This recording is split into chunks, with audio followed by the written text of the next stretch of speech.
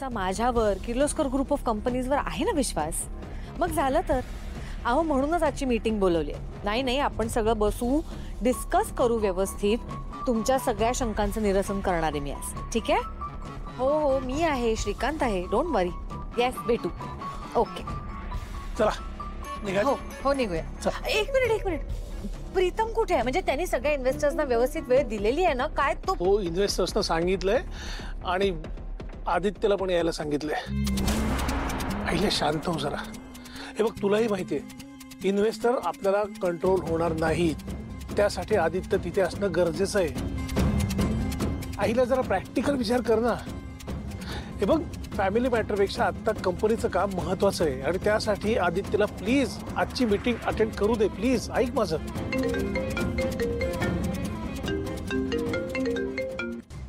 Yes बोला. आजच्या मी एक मिनिट माझं ऐकून तरी घ्या. अहो आजची मीटिंग पण मी हॅलो काय झालं? कॉपर कॉइन मधनं फोन होता. काय? त्यांना आपल्या कंपनीतली सगळीच्या सगळी इन्व्हेस्टमेंट त्यांची काढून घ्यायची आहे. आणि मी काय सांगते ते ऐकायलाही तयार नव्हते आणि आजच्या मीटिंगलाही यायला तयार नाही आहेत ते.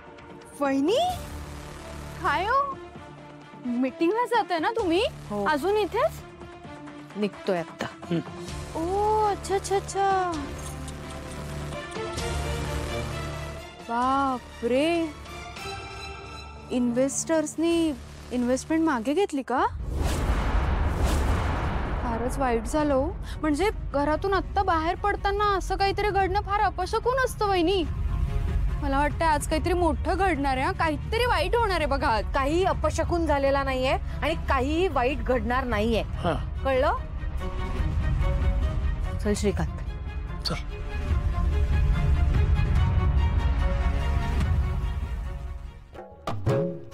अशा काय त्या वहिनी?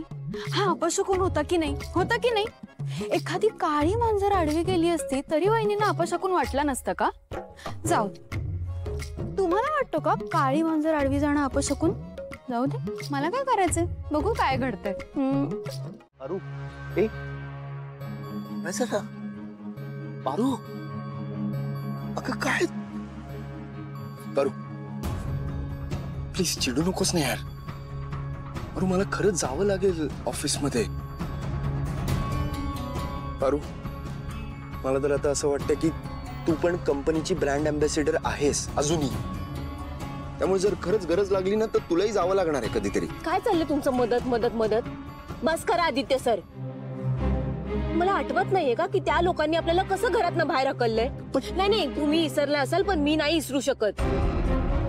त्यामुळे मी तर तिकडे जाणारच नाहीये आणि तुम्हाला सुद्धा जाऊ देणार नाहीये. हे बघा आपण तिकडे गेलो होतो प्रीतम सरांना सोडायला. आपण तिथं प्रीतम सरांना सोडायला गेलो म्हणून तिकडे जाऊन पूजा केली. पण त्या लोकांनी इतकं वाईट वागवलंय ते मी कधीच नाही विसरू शकत. त्यामुळे मला त्या लोकांशी कुठलाही संबंध ठेवायचा नाहीये. पारू तू बोलतीयस? वय मीच बोलतेय. पारू काय झालंय काय तुला? कालपर्यंत तू अशी नव्हतीस यार. इनफॅक्ट आपण लक्ष्मी पूजन करून आलो त्या घरात तर तुला किती आनंद झालेला. हे बघा आदित्य सर, मी नकोशी असताना बळजबरीनं मिळवलेला मान मला नको आहे. त्यामुळे मी तुम्हाला सांगते तेच तुम्हाला करावं लागणार आहे. काय? आज तुम्ही त्या मीटिंगला जायचं नाही म्हणजे नाही. पारू बस झालं. मला नाही माहिती तू हे सगळं का करतेस पण ऐक, मला आज ऑफिसला जाणं खूप गरजेचं आहे आणि मला कोणी अडवू शकत नाही. आदित्य सर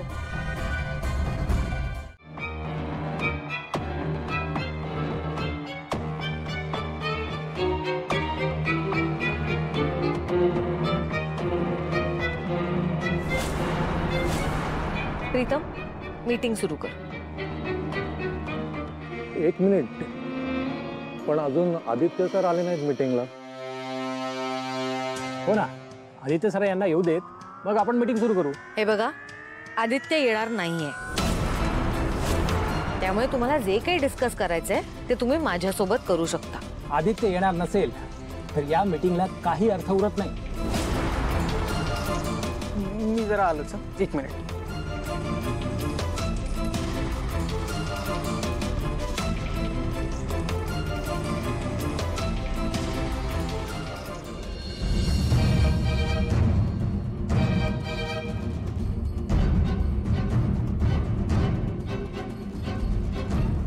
आदित्य इतका बेजबाबदार कधीच नव्हता. त्या पारूच्या नादी लागल्यापासून त्याला कशाचंच भान राहिलेलं नाही. हे बघा, आदित्यची वाट बघण्यात काही अर्थ आहे असं मला वाटत नाही. तुमचा सगळ्यांचा वेळ वाया जातोय. आणि एक लक्षात ठेवा, आदित्यच्या एकट्याच्या जीवावर ही कंपनी चालू नाहीये.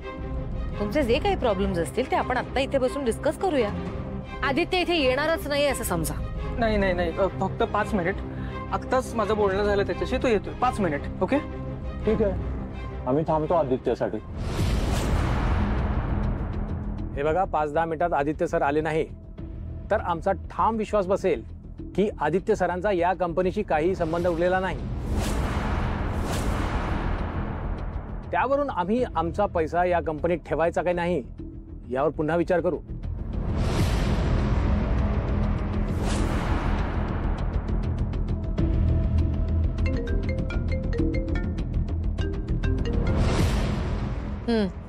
देवी आई, मी तुम्हाला जे वचन दिलं होतं त्याप्रमाणे मी आज पहिलं पाऊल उचललंय. आदित्य सर माझ्यासोबत भांडण करून तिकडे कंपनीत यायला निघालेत. Excuse me,